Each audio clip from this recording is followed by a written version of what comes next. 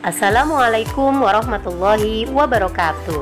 Hai anak-anak, kita jumpa lagi untuk melanjutkan materi kita pada hari ini. Mudah-mudahan kabar kalian juga masih baik-baik ya. Tema 3, tokoh dan penemuan. Subtema 1, penemu yang mengubah dunia. Pembelajaran 4.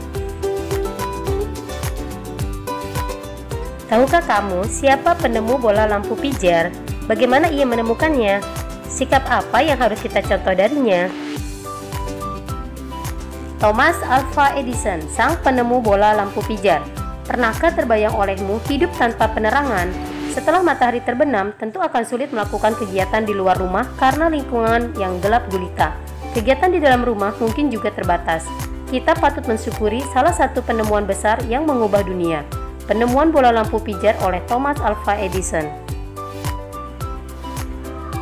Thomas Alva Edison lahir di Milan, Ohio pada tanggal 11 Februari 1847. Ia tidak pernah menyelesaikan pendidikan resmi di sekolah.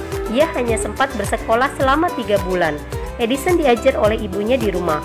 Walaupun tidak mengikuti pendidikan formal, terlihat bahwa Edison memiliki rasa ingin tahu yang sangat tinggi. Di usia 11 tahun, Edison sudah dapat membuat telegraf sederhana. Di usia 12 tahun, ia memanfaatkan waktu luangnya untuk membaca literatur dan melakukan berbagai percobaan. Pada tahun 1861, ia dapat mencetak koran terbitannya Weekly Herald dijual.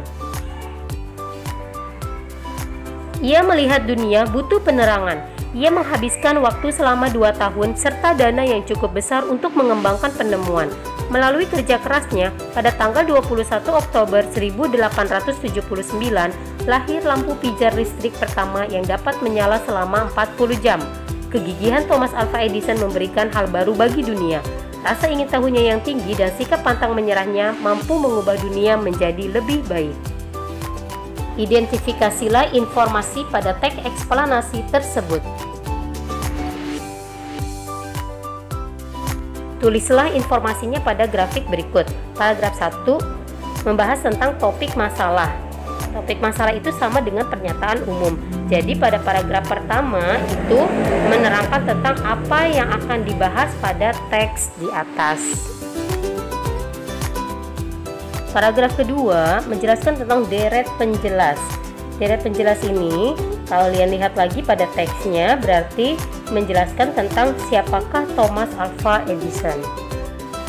Untuk paragraf 3 masih tentang deret penjelas. Berarti pada teks yang tadi itu menjelaskan tentang bagaimana Thomas Alva Edison menemukan bola lampu pijar. Paragraf keempat yaitu kesimpulan dan pesan atau pendapat pribadi penulis. Jadi dari teks yang tadi menjelaskan tentang apa yang dapat kamu simpulkan tentang sikap Thomas Alva Edison.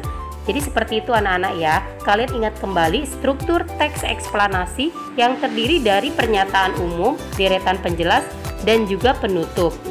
Nah, kamu bisa memahami sebuah teks eksplanasi dengan cara membacanya dengan cermat.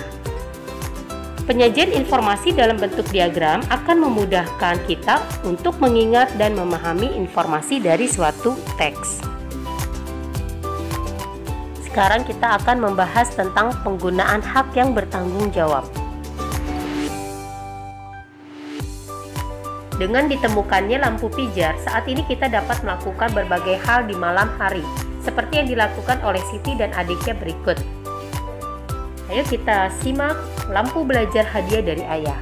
Setiap malam hari, pukul 19 sampai 20, Siti dan adiknya selalu belajar. Mereka belajar dengan menggunakan lampu belajar. Lampu belajar itu adalah hadiah dari ayah 6 bulan yang lalu. Ayah memberikan lampu belajar kepada Siti dan adiknya supaya mereka giat belajar. Siti selalu menjaga lampu belajar miliknya. Ia mematikan ketika sudah selesai digunakan. Ia juga membersihkannya jika kotor. Sampai saat ini, lampu belajar Siti masih dapat digunakan dengan baik. Siti terlihat nyaman saat belajar. Berbeda dengan adik Siti yang selalu mengeluh ketika belajar. Lampu belajarnya rusak. Lampu belajarnya rusak karena sering tidak dimatikan. Terlihat juga banyak kotoran yang menempel karena jarang dibersihkan. Kesimpulan yang dapat kita ambil dari teks tersebut bahwa Siti telah mendapatkan haknya menggunakan lampu saat belajar.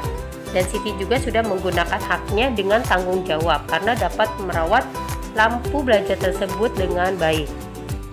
Berbeda dengan adik Siti, walaupun dia sudah mendapatkan haknya, namun adik Siti tidak menggunakan haknya dengan tanggung jawab. Apakah kamu sudah bertanggung jawab atas hak yang sudah kamu dapatkan? Demikianlah materi kita pada hari ini. Semoga bermanfaat. Kita berjumpa lagi pada pertemuan selanjutnya. Wassalamualaikum warahmatullahi wabarakatuh.